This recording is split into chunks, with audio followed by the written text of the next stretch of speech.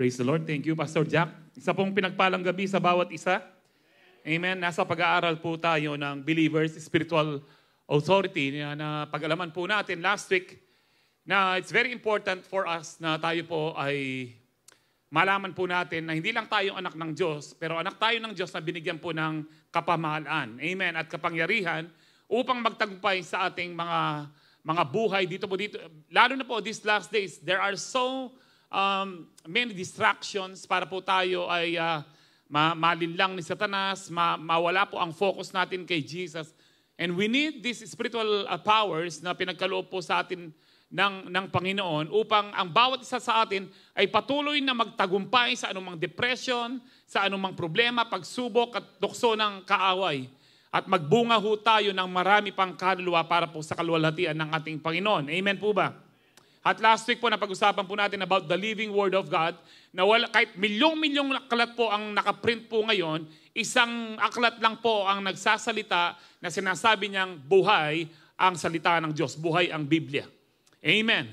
And that is why it is very important kung tayo po ay nagbabasa ng salita ng Diyos. Hindi naman po importante 10 chapter ka, kung makailang ka lang po, ang importante, nagbabasa ka ng salita ng Diyos dahil sabi ni Kristo sa Matthew 4:4, "Men shall not live on bread alone, but with every word that comes from the mouth of God." Amen. Kung ang ibig sabihin po nito, hindi ka mabubuhay ng payapa, hindi ka mabubuhay ng sagana kung ikaw ay kumakain lang pang pisikal. Dapat po pinapakain din po natin ng ating spiritual. Amen. Na kaya nga po maging lagi tayong active sa ating pagdalo sa mga gawain, sa mga CU po, no? Hindi lang po yung kapag film mo, sa ating mga devotion, araw man po o gabihan, lagi po tayong makipagdiig sa Panginoon. In fact, sabi po ng Panginoon, pray until something happens. Pray and do not give up. Amen. Lagi tayong makipagdiig po. At ang gagamitin po natin sa lahat po ng ating prayer po ay very effective ang salita ng Diyos. Kasi hindi po babalik ang salita ng Diyos without fulfilling the purpose bakit po niya ito pinadala sa atin. Amen po ba? So I hope na mas nagbabasa po tayo ng salita ng Diyos. Amen. Para sa next year, kung di pa dumating ang Lord, pag nagtanong po kami dito kung sino nang natapos nyo na ang Biblia, I hope matapos niya na po. Matatapos niya po ang Biblia 3 chapters a day, 1 year. Kung 3 chapters lang. Kung makaka-10 chapter ka pa. Ang maganda po ngayon, nasa cellphone na po ang mga Bible, kung nasa mall ka, inihintay mo yung mga nag-grocery, ang misis mo or whatever, o nasa klinik ka, basta naghihintay ka, nakakapagbasa ka. Pero yung iba po sa atin, yung mga series nyo, reta pong lamaran kayo, yung mga series sa Netflix. Palagay nyo po, umaasenso po yung kaluluwa nyo nun. Hindi po, napapahamak po kayo. Balo ka lang mag-amen kaya kayo, huling ringalwa kaya kayo, lamaran ko pa rin.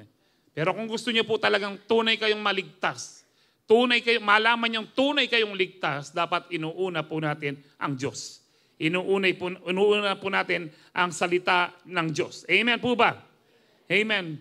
So ngayon po, ang pag-aaralan po natin is the powerful name of Jesus, which is kanina pa po nating inaawit, makapangyarihan po talaga ng salita ng Diyos. Mas makapangyarihan din po ang salita or ang pangalan ng ating Panginoon.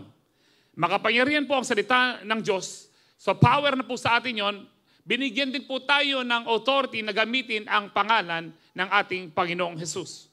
Na ito po ang ating pag-aaralan sa gabing ito. Ang sabi po sa Philippians 2:9-11, "Therefore God exalted Him to the highest place and gave Him the name that is above every name, that at the name of Jesus every knee should bow in heaven and on earth and under earth. And every tongue acknowledge that Jesus Christ is Lord to the glory of God the Father." Let's pray. Heavenly Father, we thank you for the strength that we have even right now, Lord. We thank you for blessing us for the whole week, even for this day, O God. Thank you for all the blessings, all the answered prayers. And thank you, Lord, even right now, nandito po kami nagkakatipon-tipon, Panginoon, upang ikaw ay pasalamatan, sambahin sa katotohanan, sa espiritu at katotohanan, Panginoon, at upang kami ay makatanggap sa iyo ng spiritual na pagpapala mula po sa iyong mayamang salita. Lord, I pray na ipaunawa mo po sa amin ang iyong salita sa gabing ito.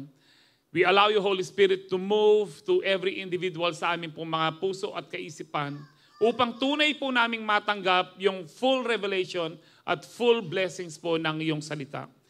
And as we believe and receive your word, I continue to declare that let there be healing, let there be deliverance, and salvation be upon your people tonight. To you be all the glory, honor, and praise. In Jesus' powerful name we pray. Ang lahat po'y magsabi ng Amen. Palakpakan tayo po'y Lord. Hallelujah. Sabi po ng Pilipas sa binasa po natin, God exalted him to the highest place and gave him the name that is above every name. That at the name of Jesus, every knee should bow in heaven, on earth, and under earth. Ibig sabihin po nito, ang lahat ng the whole creation, lahat, pati po mga demonyo, mga kampo ni Satanas, hindi pwedeng hindi lumuhod sa pangalan ni Jesus. In heaven, on earth, and under earth, pertaining to Sheol, Hades, or Impyerno. No? And then sabi po diyan, and every tongue acknowledge that Jesus Christ is Lord. Siya ang master at wala na pong iba. To the glory, sabi niya, to the glory of God the Father. Now, alam niyo po, there is only one name. Kailangan maitatak po sa puso na po natin, sa kaisipan po natin to, na isang pangalan lamang po ang binigay po ng Diyos na pinakamakapangyarihan sa lahat ng pangalan. Amen. Ang pangalan po ni Jesus, kumpleto na po siya. Bakit po siya name above all names? No, hindi lamang po sa mga pangalan, siyempre pangalan ng tao, kung ano man po title niya, kahit po prime minister pa yan, no, kahit pa ho hari dito sa mundo, wala pong kwenta ang mga pangalan niyan compared sa pangalan ni Jesus. Amen. Ano pong ibig sabihin ng name above all names? Ang ibig sabihin po niyan, yung pong Jehovah Jireh na siya provider, Jehovah Rapha na siya po ang ating healer, Jehovah Shammah, lagi po natin siyang kasama, no, Jehovah Nisi, lahat po ng mga pangalan na more than 100 names, the Adonai, El Shalom, El Shaddai, nakapaloob po yan sa pangalan ni Jesus. Noon po pag ina-address ang Diyos, kung kailangan mo ng healer, ina-address mo siya, oh my Jehovah or Yahweh Rapha, heal me. Pero ngayon pag tinawag mo si Jesus, kumpleto na po siya. That is why the name of Jesus is above all names. Dahil lahat ng pangalan ng Diyos in the Old Testament ay nakapaloob po sa pangalan ni Jesus. Amen. I hope na unawaan po natin. Think about that kung gaano ka-powerful. Pag sinabi mong Jehovah Jireh, napaka-powerful na po nun. Ipo-provide po ng Lord ang lahat ng pangangailangan po natin.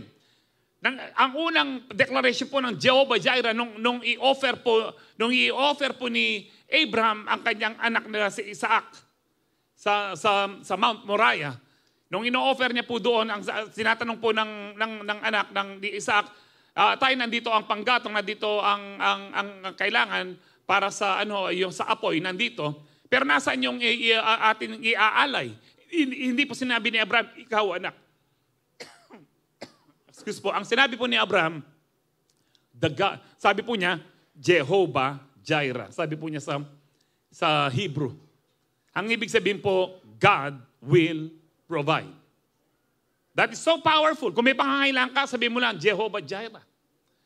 Kung may karamdaman ka nang hihina ka, sabihin mo, Jehovah Rapha. That is so powerful. What about kapag sinabi mo, Jesus?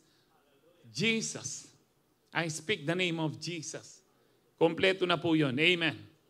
And tonight, ito po ang atin dapat malaman kung gaano po talaga makapangyarihan ang pangalan ng ating Panginoong Hesus at kadalasan nakakalimutan po natin gamitin. Kung nakakalimutan po natin gamitin ang salita ng Diyos, which is so powerful, very powerful, at pinaka-powerful po sa lahat ng aklat, ang Biblia, nakakalimutan din po natin kung minsan bilang Kristiyano na gamitin ang pangalan ng ating Panginoon, na ito na po yung pangalawang spiritual powers na pag-uusapan po natin ngayon.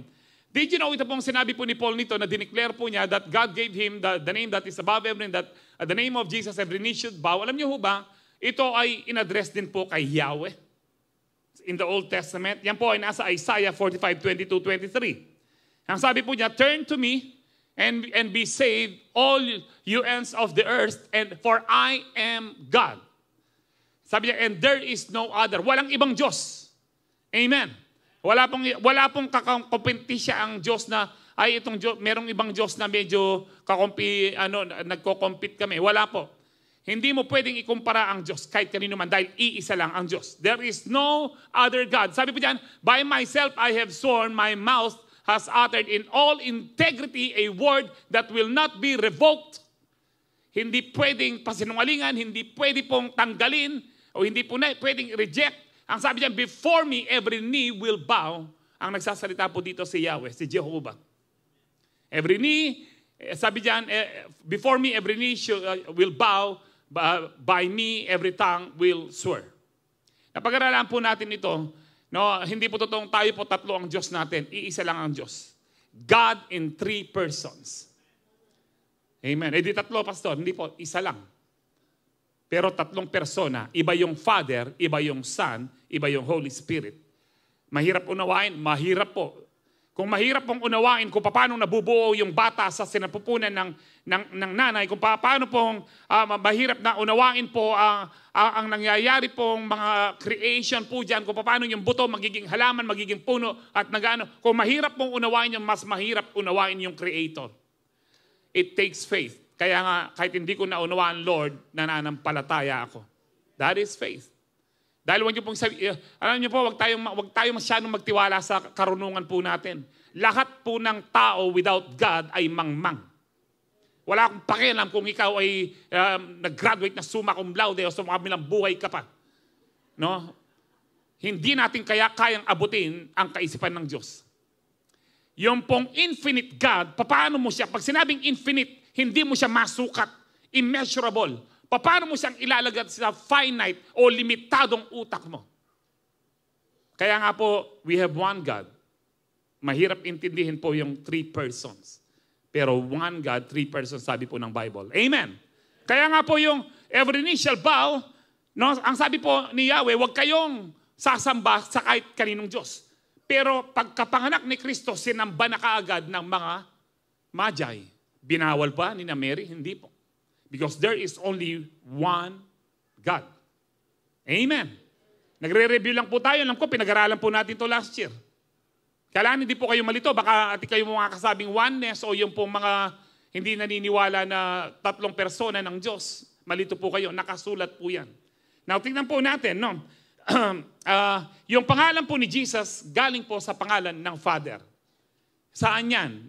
Balo nung mamasa ko. Pinag-aralan na po natin to. Ilang beses na. Review lang po tayo. John 17:11. Sabi po dyan, I will remain in the world no longer, but they are still in the world. I am coming to you and I am coming to you, Holy Father. Protect them by the power of your name, Father. Sabi niya, Lord, my Father, protect them by the power of your name. The name you gave me. Ano pong binigay ng Father na pangalan? It's Jesus. So the name of God is Jesus. Ako mag-amen? Makasulat siya. Sige, mamukulat ko pangalawang translation. Hindi pwedeng dalawa ang Diyos po. Amen. Isa lang po. But in 3 persons. God in 3 persons. Mas accurate po yun kesa dun sa 3-in-1 God. Hindi po kape ang Diyos. Amen. Ang mas accurate, God in 3 persons. Kung hindi ka naniniwala doon at parang nahihirapan ka, ngayon po may nagpe-pray. Tayo po yung nagpe-pray, nagse-service. May mga nagse-service din, nagpe-pray sa ibang lugar. Palagay nyo, nasaan ang Diyos? Nandito. Doon, wala din ba ang Diyos? Nandun din. God can be anywhere. Kahit po billions of people na nagpe-pray, nandoon ang Diyos. Paano mo unawain yun kung ayaw mong tanggapin yung 3 persona niya? Amen. Ang ano lang po dyan, tanggapin mo kung sino ang Diyos. Hindi po natin kayang ilagay sa makitid at limitadong kaisipan po natin ang Diyos na hindi masukat-sukat. Amen. Now, kaya po sabi ng Panginoon, protect them by the power of your name, the name you gave me, so that they may be one as we are one. Now, kaya nga po ang iba po pinagtatalunan na may mga religion po na Kristiyano po sila, hindi daw tama na magbaptize in the name of Jesus lang. Kasi ang sinabi ng Panginoon, in the name of the Father, Son, and the Holy Spirit, baptize them. Now, tignan po natin. Matthew 28:19. Therefore, go and make disciples of all nations, baptizing them in the name. Hindi po siya in the names. Ibig sabihin po niyan, iisang pangalan lang ang Father, yung Son, at saka yung Holy Spirit. Hindi siya in the names. Hindi po niya sinabing, bautismoan sila sa mga pangalan. Sinabi po dyan, bautismoan sila sa pangalan. Iisang pangalan. Tanging pangalan lang ni Jesus. So sinabi, saan po natin mapapatunayan po yan? Sa Acts 2:38. Sabi po ni Peter, repent and be baptized, every one of you, in the name of Jesus Christ. Hindi po kumontra yung mga kasama niya. Hoy Peter, mali ka. Mali yung doktrina mo. Dapat in the name of the Father. Because addressing God as in the name of the Father, Son, and the Holy Spirit, and addressing God as in the name of Jesus, pareho lang po siya.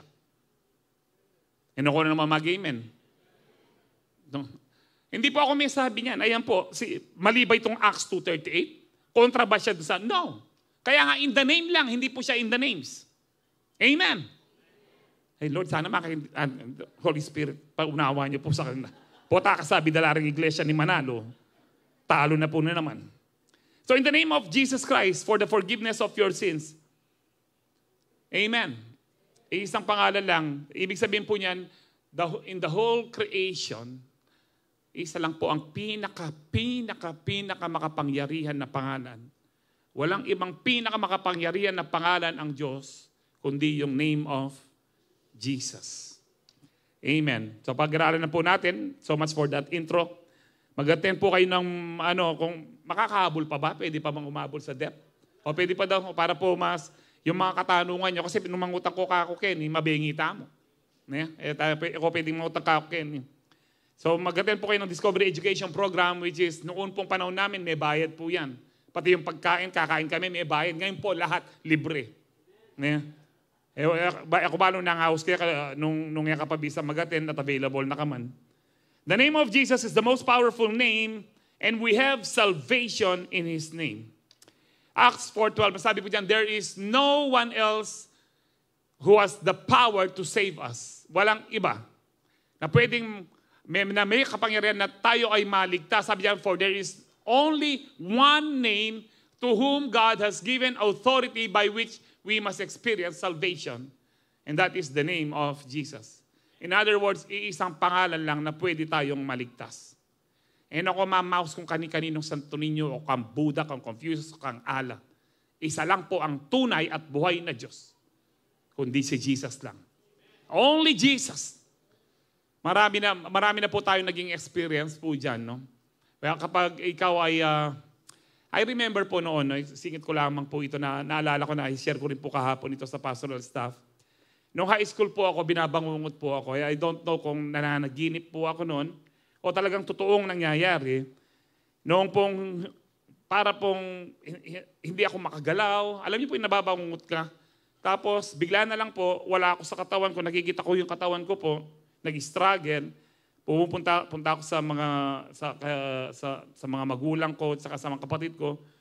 Nagpapagising ako pero hindi ko sila magising. Bumalik po ako sa harapan ng aking katawan. I don't know kung nakikita ko talaga ito or nananaginip lang po ako. Nung sabi ko sa sarili ko, dapat may balik ko kayong katawan ko, dapat makabalik ako sa katawan ko. Hindi po totoo yung sa pelikulang higa ka tapos gaganong. Basok nung inisip ko po yun, nandun kagad ako. And then, ang sabi ko, I remember, I need to speak the name of Jesus. Nung pinilit ko po, kuminsan, di ba, sa panaginip, hindi ka makapagsalita, pero nung pinilit ko talagang Jesus, naggising po ako. That's how powerful. Nung nagising po ako, pawis na pawis po ako, mamamatay na pala ako. No, hindi ko po alam, high school pa lang po ako noon. Pero I think meron nang alam ang diablo sa plano ng Diyos sa akin. Kaya bata pa tayo, papatayin na tayo kasi alam ng Diyos magandang plano niya sa mga anak niya. Amen. Marami po na basta nung Wednesday, kung kayo po ay nag-a-attend, alam mo kung wala kayong ginagawa ng Wednesday, kung talagang mahal niyo si Jesus, mahal niyo ba si Jesus? Mag-attend ka Wednesday. Amen. So, kesa Pastor kasi Manuel Beca yung sine, pambira. Si Pastor natin kaming area na kung wala pong kwenta, kung wala pong kwenta yung gagawin nyo, pag-attend po kayo ng Wednesday, malapit na pong dumating ang Panginoon. Malapit na pong dumating ang Panginoon. Remember Luke 18, yung pong, however, if the Son of Man will come, will He find faith? Ano pong context nun? about prayer. Will he find faith? Kasi po yung talagang may pananampalataya, laging active sa prayer. Now anyway, nag-testimony si Pastor Francis about dun sa bata, from 18 years old hanggang 31 na yata, no? 13 years, hindi po nakapagsalita yung babae. 13 years, hindi po siya nakapagsalita. So, nagba-Bible study po sila dun sa dapdap po ito sa Bamban, sa kabundukan. At dun sa bahay po noon, bumaba po yung babaeng yun na 13 years hindi nagsasalita. Kinuwento po ng nanay niya, matagal na hindi nagsasalita. So, to make the long story short, pinag-pray siya ni Pastor Francis. At sinabi lang diyan doon sa bata, bigkasin mo ang name Jesus. Nung una, siyempre, hindi po mapilit. Nung napilit po niya, namangha po ang kanyang mga magulang dahil na-speak niya po yung name Jesus at lumaya po siya. Hindi na po masama ang tingin niya kay Pastor Francis. Lumayas po yung demonyo. Nakakapagsalita na po ngayon. That's how powerful the name of Jesus. I'm sure marami po tayong experience sa ganyan. Kaya nga po, ang kapangyarihan ng pangalan ni Jesus kapag tumawag ka sa Kanya, ng buong puso po, meron pong kaligtasan. Only one name is given to us in which we can be saved because there is only one Savior of the world. Wala pong ibang tagapagligtas dahil iisa lang po ang langit. Amen. Huwag kayong maniwalang may iba pang langit. No? Langit-langitan lang po yun. Wala akong ibang langit. At ang may-ari po ng langit, ang pangalan niya, Jesus. Amen. Ang sabi po sa John 1:12-13, yet to all who did receive Him, sabi po dyan, to those who believed in His name. It is very important when you receive Jesus Christ, manampalataya tayo doon sa pangalan that is above all names. And that is the name of Jesus. Ang lahat ng tumanggap sa Kanya at nananampalataya sa Kanyang pangalan was given the right, ang sabi dyan, He gave the right to become children of God. Wow! Dati po mga anak tayo ng demonyo. Anak tayo ni Satanas. Kaaway natin ng Diyos. Pero nung tinanggap po natin ang Panginoon, bilang Panginoon at tagapagligtas, tayo'y nabigyan ng karapatan maging anak ng Diyos. Alam niyo ba, ito yung pinaka-greatest blessing? Pwede tayong patawarin ng Diyos o pinapatawad ko na kayo, pero huwag kayong papasok ng langit. Pero pinapasok pa rin tayo. Or pwede tayong patawarin na papasukin sa langit, kagaya ng anghel, pero hindi sila anak ng Diyos. Amen? Pwede kang ligtas, pero hindi ka anak ng Diyos. Ito maganda. Linigtas ka na ng Diyos, at ang pinakamatinding blessing, ginawa ka pa niyang anak niya. Born from above. Ang sabi diyan, children born not of natural descent, nor of human decision or husband's will, but born of God. Isa sa tawag ng born again is born of God. Born of God, born in the Spirit. Born again. Pare-pareho lang po yan pag nagbabasa nyo sa Bible. Amen. So paano ka maboborn again? Tanggapin mo si Kristo, manampalataya ka sa Kanyang pangalan. Na born again ka na nun. Amen po ba? Lahat ng born again magsabing, Amen. So kung anak ka ng Diyos, wow, hindi ba powerful yon?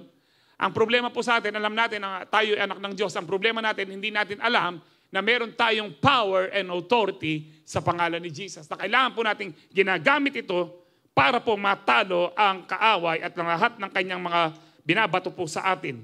Ang sabi po sa 1 John 2:12, I remind you, dear children, your sins have been permanently, sabi niyo po permanently, permanently removed because of the power of His name.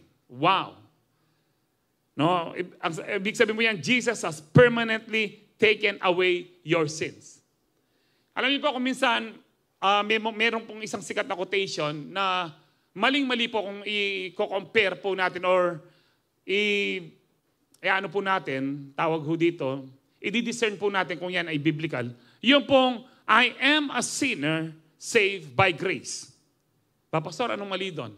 Tagalogin ko po, ako ay makasalanan, ligtas sa biyaya. O anong mali doon, Pastor? Dahil kapag tinanggap mo si Kristo, hindi ka na makasalanan. Righteous ka na because of Jesus. So dapat noon, I was a sinner saved by grace. Dati akong makasalanan. Ibig sabihin ng makasalanan, dati akong mahilig sa kasalanan. Pero ngayon, ako ay righteous, matuwid na ligtas ako dahil kay Jesus, dahil sa kanyang biyaya. Amen. Mingat ko correct na quotation. Ano ko mag-quotation? Kompleto na yung Bible. Amen po ba? Marami pong panlilin lang ang kaaway pong ginagawa. Number 2, medyo mabilis lang po yung number 1 kasi po may mga habang explanation, mga susunod. Number 2, the name of Jesus is the most powerful name and we have direct access to the Father. Diretso po ang pwede tayong pumunta sa Father ng diretso. Let me define first kung ano po ang access. Access means permission, liberty or ability to enter, approach or pass to and from a place or to approach or communicate with a person or thing. Alam niyo po, ang access kung minsan na gagamit po natin yan sa daan, merong ibang access road. Kapag sarado ang isang daan na ito, meron pong ibang road.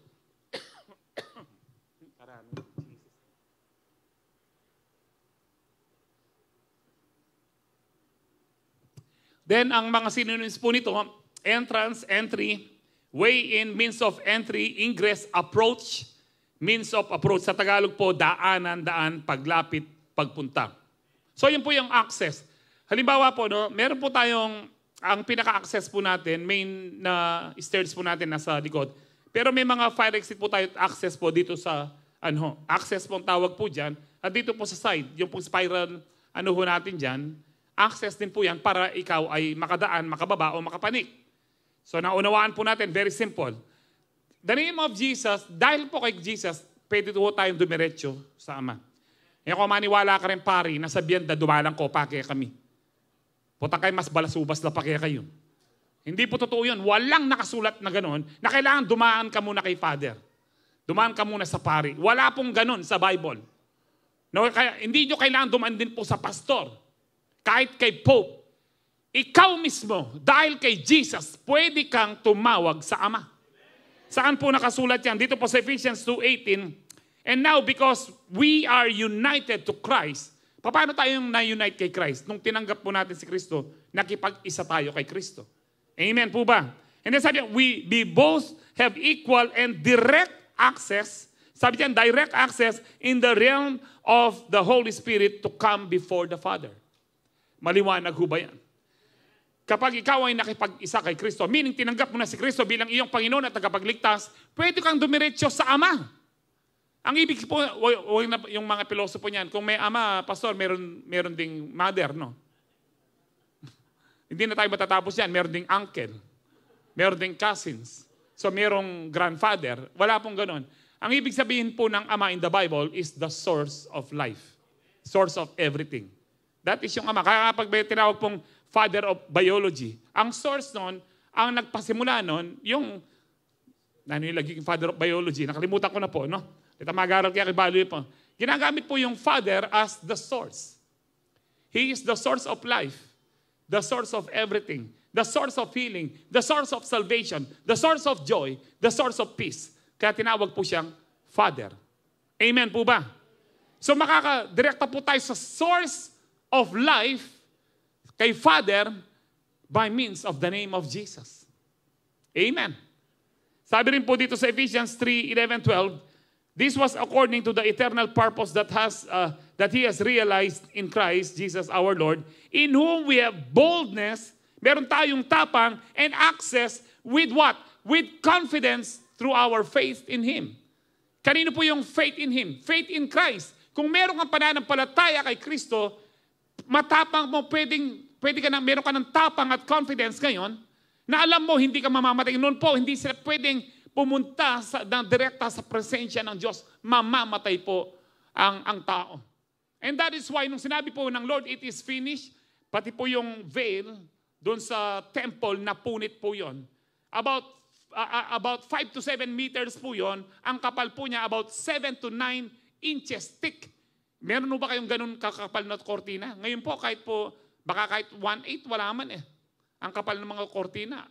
Imagine kung gaano po kakapal yung kortinang yun. But because of yung ginawa ng Panginoon sa krus ng Kalbaryo, the finished work of Jesus, nung sinabi po niyang it is finished, napunit po yun. That means, pwede na, ano po yung kortinang yun? Nagse-separate po from the holy place sa Holy of Holies. Sa temple or sa tabernacle. yung pinakabanal na lugar po kung saan yung presensya ng Lord. Kaya nga po, pwede na tayong dumiretso sa Father, sa Diyos mismo. Amen po ba? Pastor Jun mo yung masaya, mo. Di nga kaki kung lupa rin, masaya. Burida, pera kanyan, tang blessing. Alam niyo po, ito dapat yung pinakamasaya ho natin. Na pwede tayong, kasi kahit wala kang pera, may pangangailangan ka, pag pumunta ka kay Jesus, ang Father, i-bless ka niya. Amen. You need to realize po yun na pwede pala akong dumiretso. Ang problema sa atin, yung iba sa atin na wala talagang pananampalataya, ay kailangan mapapunta natin si pastor dito. Yung pananampalataya mo kay pastor, alam nyo po, akala nyo natutuwa po kami kapag tinatawagan nyo kami, parang importante kami. Hindi po, ako personal nalulungkot ako. Ala na rin naman faith mo. No. Hindi po sa nakakapagod, hindi po. Nanghihinayang po kami sa tinuturo po namin kung minsan na hindi po natin ina-apply. Yung Jesus na nasa amin po, it's the same Jesus na nasa inyo. Yung power na nasa amin, it's the same power na nasa inyo.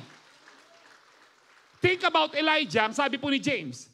Elijah was a human being like us, with a human nature like us. But when he prayed that there will be no rain for 3.5 years, the rain stops. Tumigil po ang ulan. And then he prayed again. After 3.5 years, ano po nangyari po? Ano po sinasabi ni James dito? Yung spirito, yung kapangyarihan na kay Elijah, na meron siyang, na kamukha lang natin siyang tao, yung pong kapangyarihan na yon ay same spirit na nasa atin din po. And that is why, kung merong nadidemon possess, ano man pong may karamdaman sa inyo, ano man pong kailangan nyong ipag-pray, kayo po mismo, pwede po. Because you have a direct access to the Father, to the source of power. Amen po ba?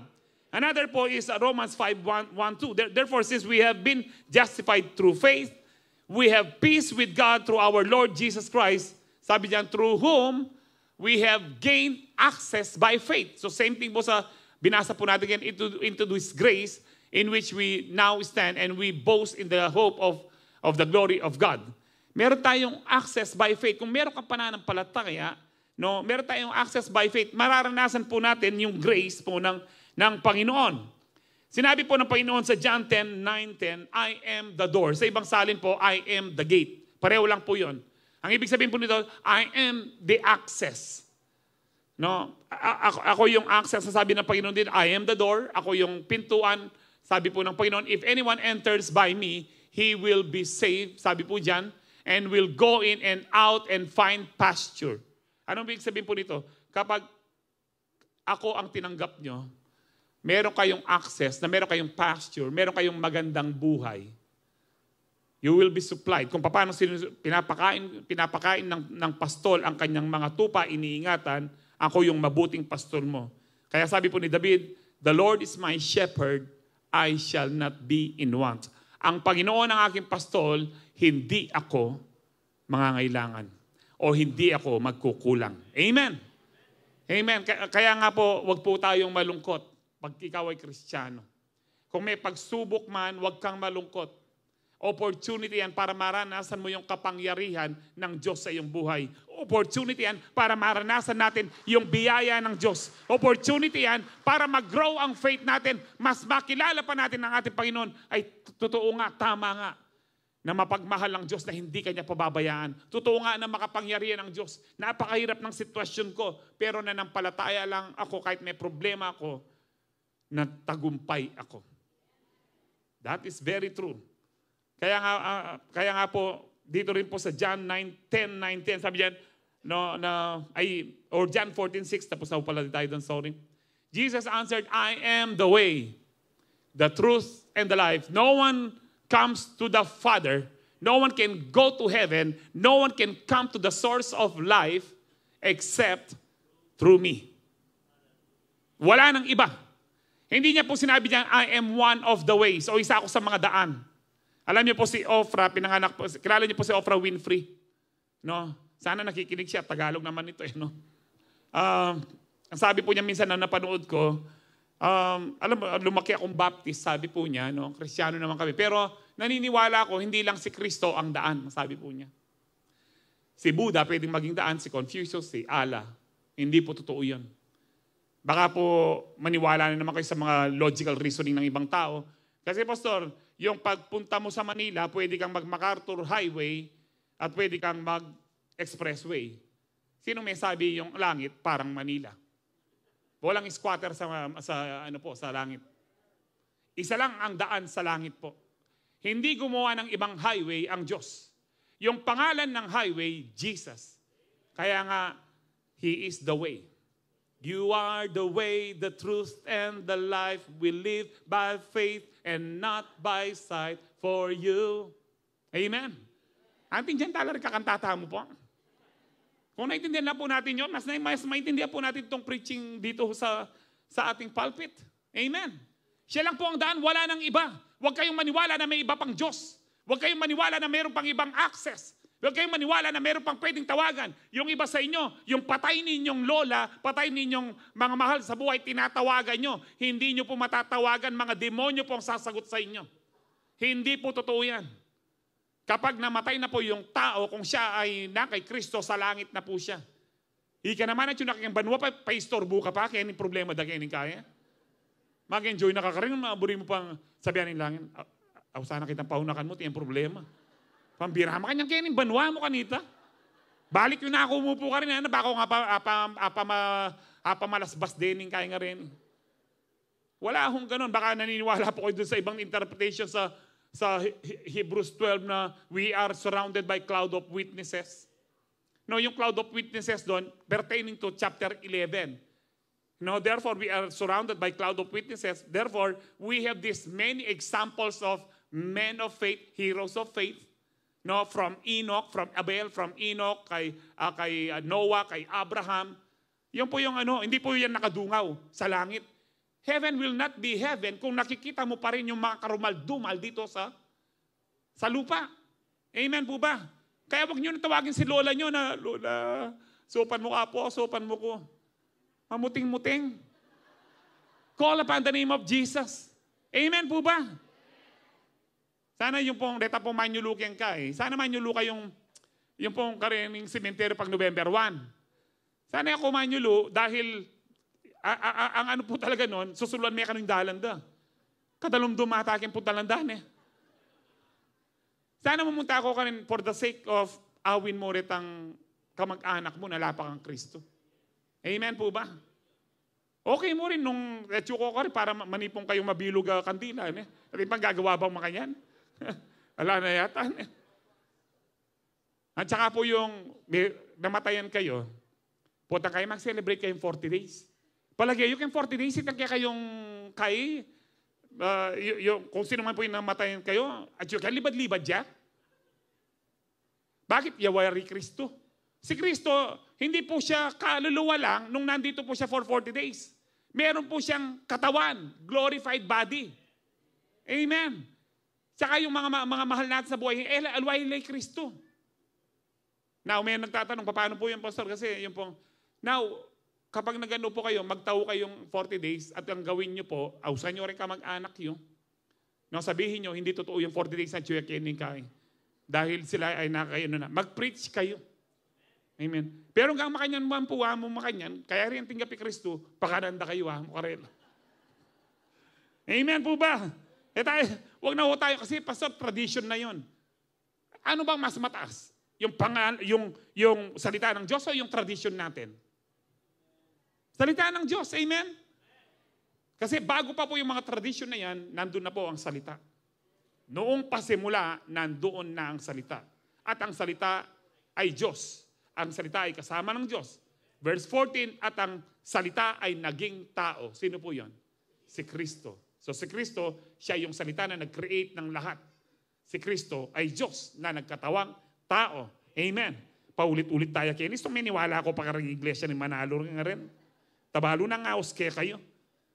Amen. Dito po sa 1 John 2:22-23, kasi po, meron po yung mga nagsasabing, ay, kami pastor, ang ano namin, sa Diyos lang, sa Father lang, wala ng Son. Did you know, you will not have the Father, you cannot have the Father without the Son. Son po yan. Dito, sa 1 John 2:22-23, 3. Sabi diyan, who is the liar? Sino ba ang sinungaling? It is he who denies that Jesus is the Christ. Yung hindi na naniniwala na si Kristo ang Messiah o si Kristo ang tagapagligtas. Siya talaga ang Antichrist. Ang sabi po diyan, such a person is the Antichrist, denying the Father and the Son. Kapag dininay mo si Kristo, that means dininay mo na ang Father, dininay mo pa ang Son. No one who denies the Son has the Father. Kapag hindi mo tinatanggap si Kristo, wala din ang Ama sa iyo. So sa Diyos na kami, sa Ama lang. Hindi sila maliligtas, hindi sila pakikinggan ng Ama. Bakit? No one can come to the Father except through Jesus Christ alone. Wala nang iba. So no one who denies the Son has the Father. Whoever acknowledges the Son has the Father also. Kapag tinanggap mo si Kristo, tinanggap mo na rin ang Ama. I hope maliwanag po yun. Lahat po na nakakaunawa doon magsabing Amen. Amen. Sa John 14:13, 14. Dahil may access po tayo because of the name of Jesus, because we are united in Christ, nakipag-isa tayo kay Kristo. Ang sabi po ng Panginoon, John 14:13, 14, lahat na nakipag-isa sa Kanya, you can ask for anything in my name. Napakatindi po ito na sinabi po ni Kristo. Pwede kang humingi sa akin anuman sa aking pangalan. Ang sabi po niya. And I will do it so that the Son can bring glory to the Father. Yes, ask me for anything in my name and I will do it. Napakaganda po nito. Ano man po daw pong hilingin natin sa kanyang pangalan, ipagkakaloob niya para po mag-glorify ang Ama. Ang ibig sabihin po nito, gustong-gusto ng Panginoon na sagutin ang mga panalangin po natin. Gustong-gusto niya na i-bless po tayo. Bakit? Kapag tayo nakakatanggap ng answered prayers, kapag tayo nakakatanggap po ng blessing, nag-glorify ang Ama. Kapag ikaw ay pinagpapala, nag-glorify ang Ama. Alam niyo po rin ang luwang mag-testimony kayo. Po, talakad kayo. Ay, hindi po, sakto kami mo pong kayo. Si Map, nakapangan kayo pa. Go-glorify Jesus kanita. Ali, pamaramdaman nyo rin aliwang kapatid para malunos laki kayo at mamyela kayo. Lamaran ko pa mo rin. Hindi nyo nag-glorify ang Ama noon. Kasi po, kung sinabi ni David, na mula nung bata siya hanggang tumanda siya, wala pa siyang nakitang anak ng servant ng Lord na nagpalimos ng tinapay. Bakit sa panahon po natin magpapalimos tayo?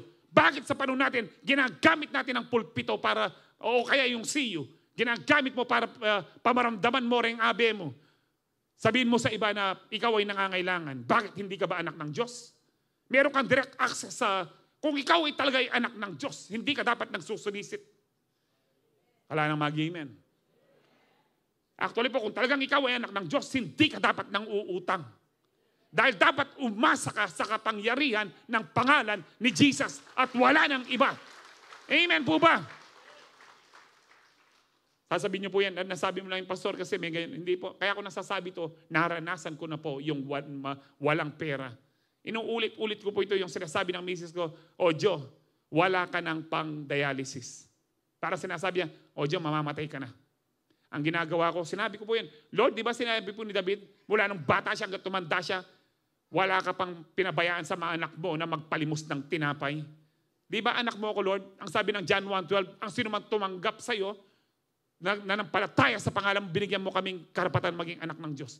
So meron bang anak ng Diyos na pababayaan ng Diyos? Kung yung mga ibon sa parang, hindi kumakain po yan. Hindi po nag-a-apply sa call center ang mga yan. Hindi nagtatanim, pero kumakain. Bakit pinapakain sila ng Ama? Oh, you of little faith, ang sabi ng Panginoon, napakalit ng pananampalataya nyo. Kung hindi pinapabayaan ng Diyos sa mga ibon na yan, kayo pa kaya na linigtas niya sa kanyang banal na dugo? Kayo pa kaya na ginawa niya, kawangis po niya? Ang problema, kailangan lang po nating manampalataya ng todo-todo. Na hindi po yung hanapin mo, no, ni Brother Kai, balo ko din na akong kainin niya. Hindi mo talaga naintindihan ang pananampalataya kay Kristo pag ganyan ho tayo. So ay ho pala akong naramdaman kayo ni po mag-testimony. Alam niyo po, buti na lang po ganyan ho. Sakto po kami nakakain at least isang beses sa isang araw lang po ganoon. Pero nakain naman po kayo, mabuti po ang Diyos. Kung nga po yung ibon, ilang beses silang kumakain. Kung talagang mabuti ang Diyos sa'yo, nananampalataya, hindi po dahil hindi mabuti ang Diyos sa'yo. Ang ibig sabihin lang po niyan, hindi ka talaga nananampalataya sa Diyos. Kung nananampalataya ka sa Diyos, kahit po uwak, muling gagamitin ng Diyos para pakainin ka niya. Dahil sa Diyos, walang imposible. Kapag meron kang pananampalataya, kumikilos ang Diyos. Amen po ba? Kaya nga po, ang sabi po niyan, gusto po tayong pagpalain ng Diyos. Gusto po ng Diyos na makaalpas tayo sa kahirapan para mag-glorify po siya. Mag-glorify ho ba ang Diyos? Halimbawa, kung tayo po, kami po mga pastor, marinig niyo po, tambak kami may utang kami kay Bombay, no? May utang kami kay brother ganito, ilang taon na kaming hindi nakakabayad, tapos sabihin namin dito, no, mabuti po ang Diyos na hindi niya tayo pinapabayaan. Maniniwala ho ba kayo nun? Hello? Amen? Hindi po. Ang bawat isa, gusto po ng Lord na mapagpala tayo upang maging pagpapala tayo. Bakit? Para mag-glorify nga ang Ama.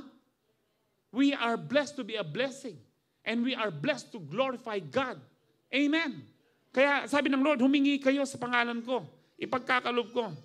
Dito rin po sa John 15:16 sabi niya, you did not choose me, but I chose you. Ang sabi po dyan, and appointed you so that you might go and bear fruit, fruit that will last. And so whatever you ask in my name, the Father will give you. Amen. Kapag ikaw ay nagbubunga ng mabuti, nagbubunga ka ng mga kaluluwa din, ano man ang hilingin mo. Sabi po dyan. Sabi niya, pinili kita para magbunga ka. So kung nagbubunga ka, ano man ang hilingin mo. Amen. Ibig sabihin niya, kung hindi ka nagbubunga, hindi ka pwedeng humiling ng kahit anuman. Amen. And na mag-amen kaya kayo. Alam niyo po, naging verse natin to, di ba? Doon sa natin, fruitful natin t-shirt. Sabi niya, whatever you ask in my name, the Father will give you. Ano po yung condition? Yung condition kung ikaw ay nagbubunga ng mabuti. Those are the fruit that will last. Ang pinaka-fruit that will last dito, walang iba kundi kaluluwa. Kaya po yung mga soul winners, hindi po yan nagkukulang. Yung mga nag-evangelize, hindi po nagkukulang yan. One of the main reasons bakit nagkukulang yung Kristiyano, kahit matagal na siyang Kristiyano, hindi niya sinishare ang gospel. Hindi siya nagbubunga. Kung gusto mong talagang matanggap po yung whatever you ask in my name, the Father will give you, kailangan magbunga ka. Amen. Salamat po sa 10 amen. I hope deta pong aliwa maborn again layan in begging aini. Amen. Now, yung pong you can ask anything in my name, yun po yung expression. Ano ba yung anything? Lahat ba pwede kong hilingin? Pwede mong hilingin lahat nung nasa pangalan ni Jesus. Hindi mo pwedeng hilingin po yung mamatay yung kapitbahay mo, no, mamatay yung dating boyfriend mo. Hindi mo po pwedeng hilingin. Wala sa pangalan ni Jesus yun. In the name of Jesus, there is only love, peace, joy, healing, deliverance. Anything that is good, nasa pangalan ni Jesus. Kaya nga po yun lang po pwede nating hilingin. Ano pa po? Ito po sa 1 John 5:13-14. Sabi diyan, I write these things to you who believe in the name of the Son of God so that, alam niyo po, tingnan niyo ho ito, no? Actually po, kung tutusin po sa English grammar, di ba po ako talaga marunong ng English, kung susulat mo po ito sa English grammar na para pong mas may sense, I write these things to you who believed. Yung pong nanampalataya. Pero bakit present progressive siya? Because yung faith dapat po hindi siya past. Dapat ang faith present po siya lagi. Present and progressive po siya. So present, progressive po ang word po dyan na believe. Those who believe, ang sabi dyan, in the name of the Son of God, sabi dyan, I write these things to you who believe in the name of the Son of God so that you may know that you have eternal life. Ibig sabihin po dito, yung sinulatanan po ni John ho dito ng mga Kristiyano, duda pa sila sa salvation nila. Parang kulang pa si Kristo. Sabi niya, yung pananampalataya nyo lang sa pangalan ni Kristo, ligtas na kayo. Sabi po dyan. And then sabi dyan, this is the confidence. Sabi niyo po confidence. Ito po yung tiwala po natin na talagang meron po tayong, ano po yung confidence sa Tagalog? Meron tayong kumpiyansa na that when we have, sabi dyan, this is the confidence we have in approaching God. Ano yung confidence natin? Yung nananampalataya tayo sa pangalan ni Kristo. Meron kumpiyansa tayo na lumapit sa Diyos. Ang sabi po dyan, that if we ask anything, sabi niyo po anything. Ngayon, meron na pong definition yung anything. Anything according to His will. Kaya nga tinuro sa atin ng Panginoon, when you pray, pray, Our Father who art in heaven, Holy is your name, or hallowed be your name. Thy kingdom come, thy will be done. Kahit nagpe-pray po tayo, dapat ang ano natin, Lord, kung kalooban mo. Because madalas po natin sinasabi to, ang pinakamagandang mangyari sa buhay ng isang tao, yung kalooban ng Diyos. Wala nang iba. Kaya sabi po dyan, this is the confidence we have in approaching God, that if we ask anything according to His will, He hears us. In other words, kung hindi po will ng Panginoon, hindi niya pakikinggan. What does it mean according to His will? According to His word. Hindi po i-violate o kokontrahin ng Diyos ang kanyang mga salita. Kapag wala sa kanyang salita, hindi po niya bibigay. Pastor, paano po yung hindi ko alam kung mag-abroad ako, hindi ko alam kung bibiling ko ito. Kaya kapag nag-pray ka, Lord, let your will be done. So nasa word na po siya. Amen. So hindi lahat po ng details na bibilin mo, gagawin mo, any decision, nakasulat sa Bible. Pero nakasulat sa Bible, kapag nag-pray ka, ibigay mo yung will sa Diyos. Lord, hindi yung kalooban ko, yung kalooban mo. That is very, very important.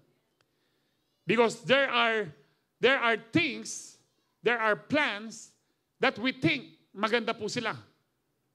Many are the plans in a man's heart, ang sabi po ni Solomon, but it leads to destruction.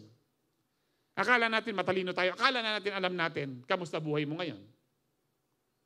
Pero kung ang kalooban ng Diyos ang nangyayari, maganda ang buhay mo ngayon. Basta kalooban ng Diyos. Ang ibig sabihin po yan, nagpapasakop po tayo. Pastor, parang hirap po ako ngayon . Magpasakop ka kahit sa panahon ng kahirapan. Job, nagpasakop muna po siya. After po niyang nagpasakop po, double blessing ang binalik ng Diyos sa kanya. Amen. Ano man ang sitwasyon po natin, magpasakop tayo sa kalooban ng Diyos. Hindi man natin naintindihan, magpasakop tayo sa kalooban ng Diyos.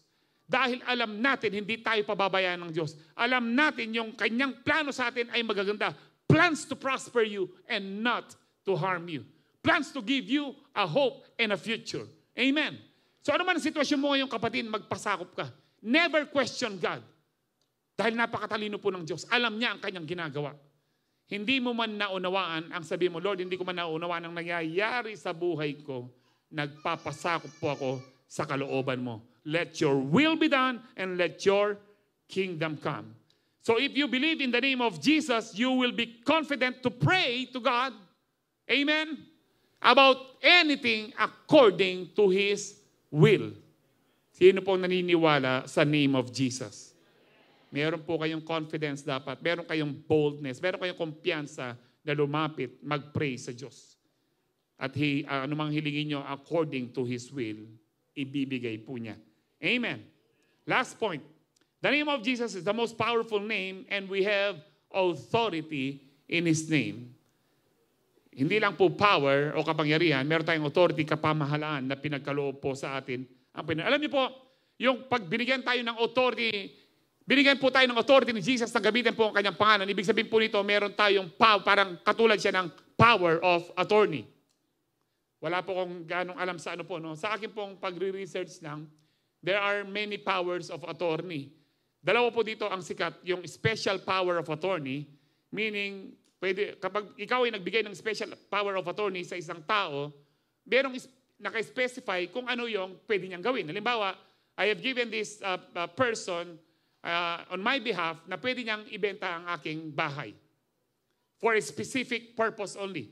Pero alam niyo ba, meron din pong isang power of attorney na tinatawag pong general power of attorney na pwede niyang gawin kahit ano na galing na ibenta yung ari-arian mo, no, gawin po ito, lahat po.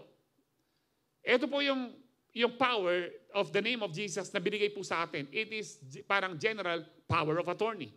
As if parang ikaw mismo si Jesus. Ganun po yung power of attorney. Parang ikaw yung tao na nire-represent mo. Kaya ginagalang po nila yung power of attorney. Parang ganito po siya sa atin po. Kaya nga po, ang Lord, na nasa Kanya na po ang lahat ng kapangyarihan, binibigay niya po sa atin. Kaya nga po dito po sa Matthew 16:19, no? Ito po yung context ho dito kasi nabanggit po muli po ni Lord to sa Matthew 18:19 or 18:18 to 19. Na ang context po dito nung sinabi ni Peter, you are the Christ, the Son of the living God. Ang sabi po, Peter, mapalad ka, hindi yan galing sa iyo, reveal ng Ama sa iyo. Peter, you are and you Peter, and upon this rock pertaining to Jesus, I will build my church.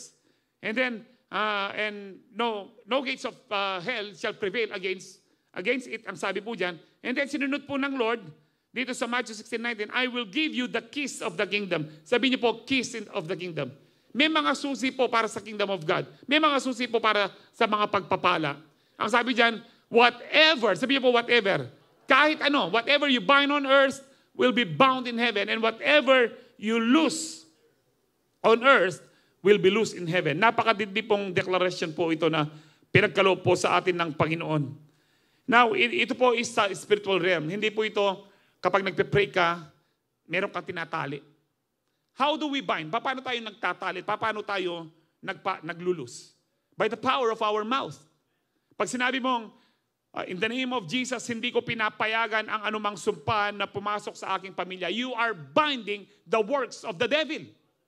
And then pag sinabi mong, I only allow the blessings from the Holy Spirit, you are losing yung pinapayagan mo ang Holy Spirit na gumawa ng pagpapala ng himala sa iyong pamilya. That is how you bind. Ang sinasabi mo, hindi ko pinapayagan na ako'y magkasakit. In the mighty name of Jesus, I rebuke this sickness. No, you are binding the spirit of sickness. And then I speak life, I speak health. You are losing health. You are, sa Tagalog po, pinapakawalan mo ang kagalingan. Ito po yung isa sa mga susi. Ang susi po ay nasa ating bibig. Kaya sabi ng Panginoon sa Numbers 14:28, I will do the very thing I heard you say. Proverbs 18:21, death and life is in the power of tongue. Na ang mga dila po natin yan, susi po yan para ikaw ay pagpalain o masumpa. Amen. Choose life. Speak life. Speak blessing. Amen po ba? So binigay po ng Lord ang authority ito sa mga susi. May authority tayo, may access po tayo na pakawalan ang anumang pagpapala. Kaya anuman ang pakawalan mo dito sa lupa, pinapakawalan po sa langit. Hindi po ba matindi yun? Para po sa mga anak ng Diyos. Ginagamit po ba natin itong binding and loosing? Sa ibang salin po, whatever you permit, whatever you allow, and whatever you disallow, anuman, sa Tagalog po, anuman ang payagan mo, at anuman ang ipagbawal mo, papayagan at ipagbabawal sa langit. Hindi po ba matindi yun? Kailangan gamitin po natin in the name of Jesus. That is the authority that we have in the name of Jesus. Sabi po niya dito sa Matthew 28:18-20, then Jesus came to them and said, all authority, sabi niyo po all authority. Kaya nga po yung name above all names, na every knee shall bow in heaven, on earth, and under earth. Ibig sabihin po the whole creation. All authority. Sabi po ng Panginoon, all authority in heaven and on earth has been given to me. Ito po yung sagot dun sa, ito na po, this account is yung nag-resurrect na po ang Lord dito.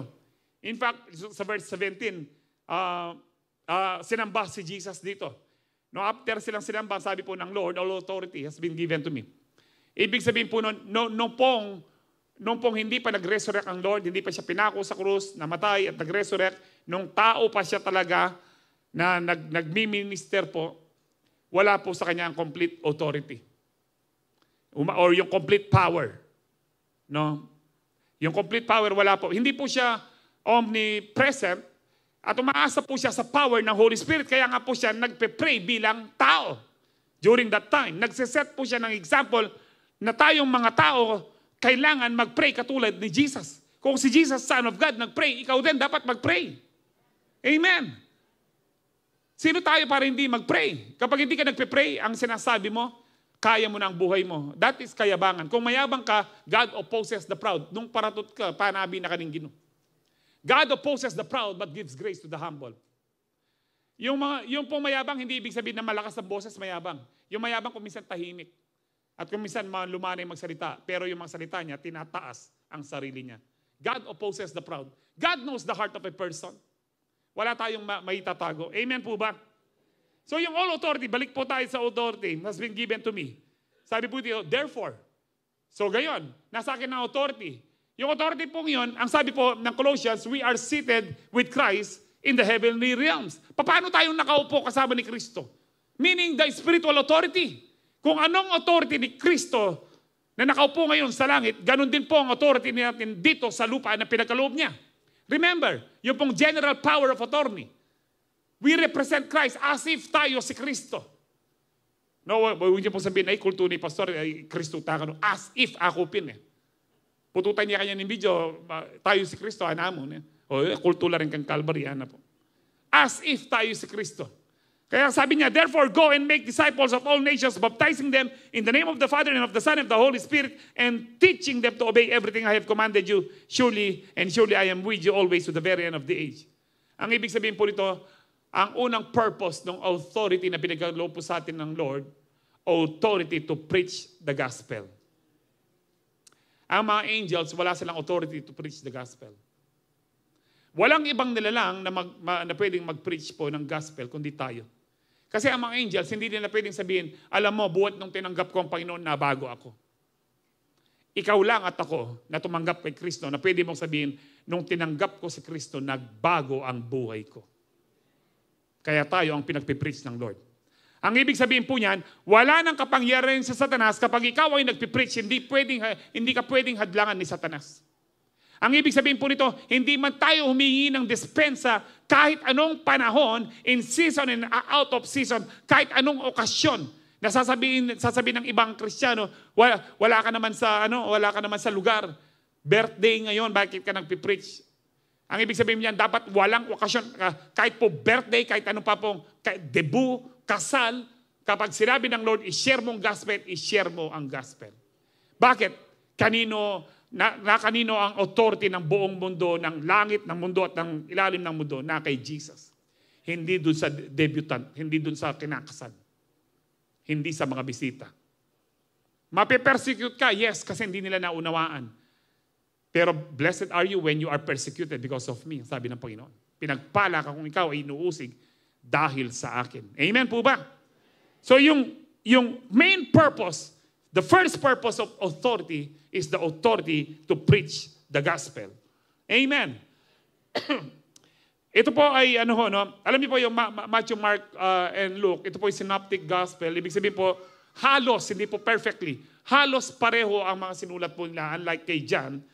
Inulit po, ito po yung nasulat din po kay Mark, sa Mark 16:16, yung pong go and make disciples. Iba lang ang pagkakasabi, mas merong details po si Mark po dito.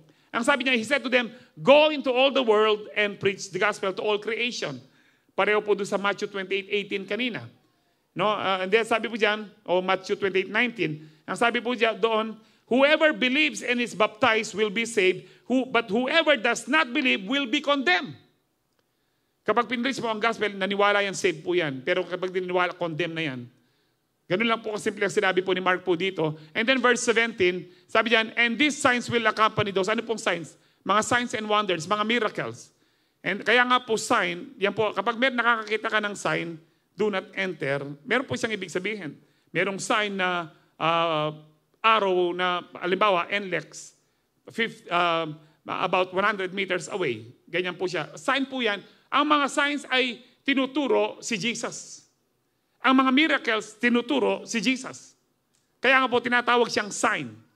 No, kapag merong miracle, merong milagro, merong healing, merong kakaibang nangyari na milagro talaga, yan po ang tinuturo kapangyarihan mula kay Jesus. Amen. So these signs, these miracles will accompany those who believe. In my name, sino po naniniwala, nananampalataya? Sino mga believers dito magsabing amen? Ito po yung inyong mga, ito po yung mga kapangyarihan po na yung authority na binigay sa atin. In my name, they will drive out demons. Hindi po sinabing pastors. Kaya po mayroong demon possessed na didepreso, anuman po, you have the power to cast out the devil. You have the power na palayasin ang demonyo. Nakailang testimony na po tayong ganyan na hindi po sila tumawag ng pastor. Basta yung name of Jesus. Amen po ba? Pero ang importante po dito, dapat meron kang relasyon kay Jesus. Kaya nga pa, we are united in Christ. Kasi po, sa Book of Acts, yung 7 sons of Sceva, na ginamit po yung pangalan ni Jesus, pero walang relasyon kay Jesus, binugbog sila ng dyablo at hinubaran. Bakit? Wala silang relasyon kay Jesus. Kapag wala kang tamang relasyon kay Jesus, hindi po aandar yung power of the name of Jesus. Dahil wala kang authority, hindi ka authorized. Ang mga authorized lang na gamitin ang pangalan ni Jesus ay yung merong tamang relasyon kay Jesus. Amen. Maliwanag ho ba yun? So kung ikaw ay merong tamang relasyon kay Jesus, you can drive out demons, they will speak in new tongues. So wala pa akong dito na time. Magkakaroon po tayo ng mga Saturdays na i-explain ko po ang mga speaking in tongues. Pero importante po ang speaking in tongues kasi sinabi mismo ni Jesus. If you are a believer, you need to speak in tongues. But don't worry, kung di ka nag-speak in tongues, save ka pa rin. Pero yung speak in tongues for us to be empowered.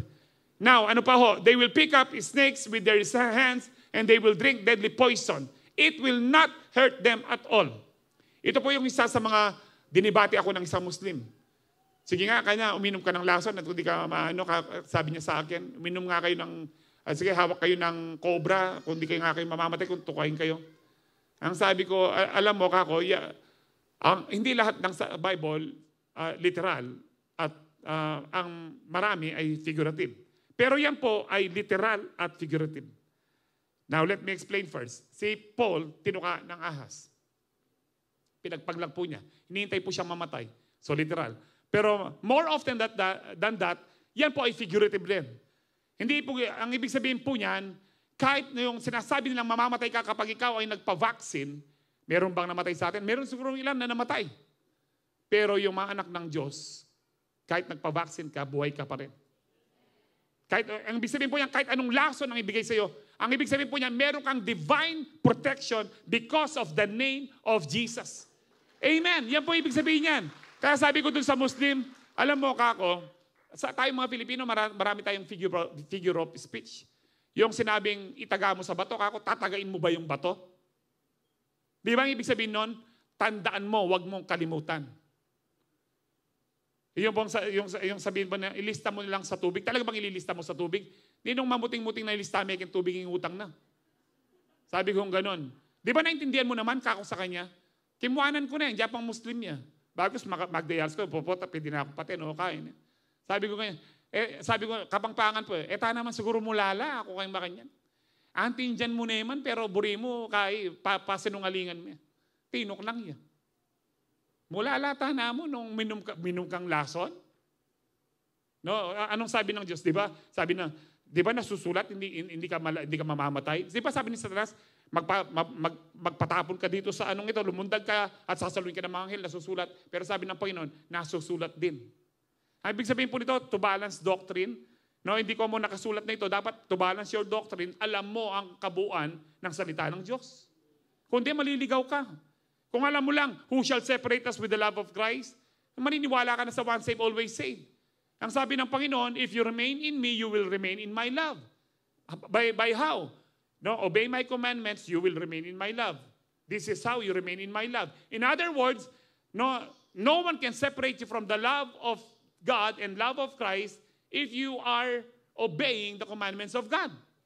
Ganun po siya kasimple. Ano po yung sinasabi ko dito? Kapag binasa mo yung isang wag mong i-conclude na yun na nga po yun. Pag binasa mo ito na, pwede pala akong minom ng lason. Paano mo? Kasi kinain mo yan pag funeral din na ka. Ang ibig sabihin po yan, if you believe in the name of Jesus, meron kang divine protection. Kahit na panahon ng COVID, napatunayan po natin to na pinrotektahan po tayo ng Panginoon. And then ito po yung and they will place their hands on the sick people. They will lay their hands on the sick people and they will get well. They will recover. It's about time ba tayo mananampalataya. Huwag na natin problema, gagaling kaya? Di ba ayaw natin mag-lay hands o mag-pray ng may karamdaman kasi baka hindi gumaling? What if kung gumaling? Di ba? Di ba masayang yung Ngayon, kung hindi siya gumaling, hindi problema ang salita ng Diyos. Ang problema yung pananampalataya natin. Keep on praying for the sick people. Hanggang maging matibay ang iyong pananampalataya.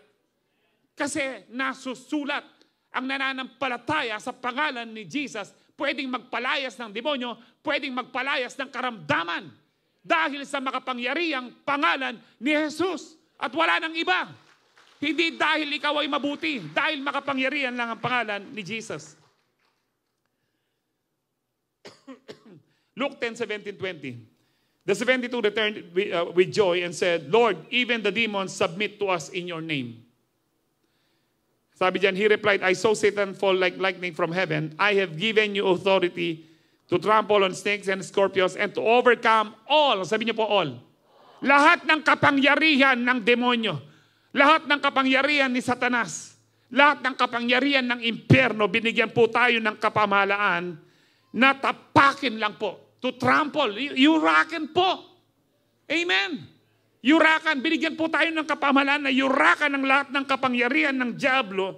Sabi po diyan, all the power to trample the snakes and scorpions, to overcome all the power of the enemy. Nothing will harm you. Nothing will harm you if you know and exercise your authority in Christ.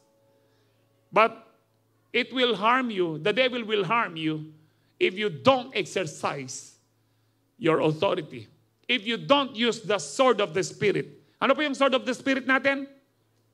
The Word of God. Akalimutan nyo na, absent kayo last week?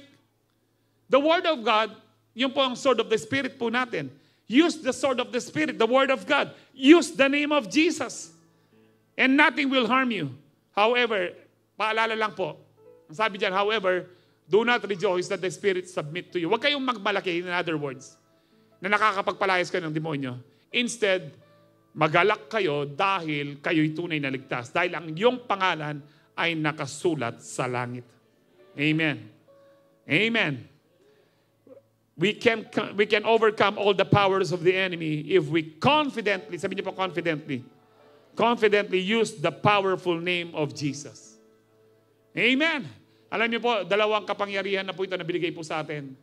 The power to use the Word of God as the sword of the Spirit, and the power to use the name above all names, which is the name of Amen. Mag-review na po tayo. The powerful name of Jesus. The name of Jesus is the most powerful name, and we have salvation in His name, access to the Father, authority in His name. Amen. Alam niyo, it's very powerful po ang ano.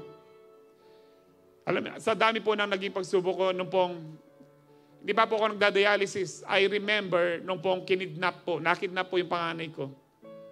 1-year-old pa lang ho siya nun, ng aming maid. Yung palang maid na yon, to make the long story short, wanted siya. Marami na siyang binentang bata. Alam niyo po, hindi ako nagpanik, hindi ako nagpunta kung saan-saan. Umuwi ako sa bahay nung sinabi sa akin ng nanay ko nawawala si Nice. Umuwi ko sa bahay and then I spoke in tongues. I prayed in the Spirit at sinabi ko, in the name of Jesus, Satanas, ibalik mo yung aking anak bago lumubog ang araw. Nung ali, kapangpangan sabi ko, nung ali, mayari ka balat. Kaya lublub ko na, kaya muli ko sabihin mayari. Ating dyan na Satanas ta. No, yari ka, sa Tagalog po, yari ka, sabi ko po sa kanya. Alam niyo po, 5 o'clock, past 5, alam po ni Pastor Ron to, na si Pastor Ron po pumunta sa bahay po namin noon. Binalik po niya yung bata. Isang kidnapper na wanted, binalik po ang bata. Why? Si Satanas, sabi ko sa kanya, in the name of Jesus, hindi pwedeng hindi mo ibalik. Nung nasa COVID po ako sa araw na ito, in the name of Jesus, Satanas, hindi pwedeng hindi ako uwi. Nakauwi po ako, hindi ako abo. Buong-buo po ako, nakabayad po kami, nag-cash po kami. Ang mahal po ng bill, pero in the name of Jesus, pinrovide po ng Lord, yung kagalingan ko, binigay po ng Lord, in the name of Jesus. And in the name of Jesus, araw-araw ginagamit ko po kung bakit, for more than 17 years, malakas pa po ako at nakakapag-preach. Nung wala kayo mong lakad, mag-preach ko pag alas 9. Kasi kulang po itong time na ito para sabihin ko sa inyo kung gaano po katindi yung kapangyarihan na binigay sa atin ng Panginoon sa pamamagitan ng kanyang salita at ng kanyang banal na pangalan. Last verse na lamang po before we take the Holy Communion. Psalms 5:11-12. Sabi diyan, but let all who take refuge in you be glad. Lahat ng umaasa sa iyo, ito po ibig sabihin niyan, magalak. Dapat kapag umaasa ka lang sa Diyos, hindi sa Bombay o hindi dun sa mga kamag-anak mo na nasa abroad o yung mayaman mong kaibigan, umasa ka sa Diyos. at magagalak ka. Sabi po dyan, let them ever sing for joy, spread your protection over them, that those who love your name, those who honor your name, who respect your name, the name Jesus, may rejoice in you. Kapag meron kang pag-ibig, meron kang respeto sa pangalan ng Diyos, sa pangalan ni Kristo, surely, Lord, you bless the righteous. You surround them with favor as with a shield. Wow! Kapag meron kang respeto sa pangalan ng Panginoon, nakasurround ka ng favor. Kahit saan ka magpunta, pinagpapala ka. Mantun kang parking, simple-simple lang. Ako po, ganito, Lord, favored kami. Halimbawa sa SM, maraming tao. May okasyon kung minsan, Lord, favored kami. May itong ka rin kotse nga rin ni Makoya. Makakabagya, Mama Koya. Because bakit? Anak tayo ng Diyos, favored tayo. Maniwala ka lang na favored. Galangin mo yung pangalan ng Panginoon. Thou shalt not use the name of the Lord your God in vain. In other words, you can use the name of the Lord thy God, para saan po? For His glory. Amen. Lord, in Jesus' name, mapayapa ng aming family. In Jesus' name, maliligtas ang aking family. There is power in the name of Jesus. So much power. So let us continue to love and honor the name of Jesus, to experience His favor every day. Amen. Use the name of Jesus to experience His love, His joy, His peace, His salvation every day. Sige po, tayo po lahat ay tumayo. Tatanggap po tayo ng banal na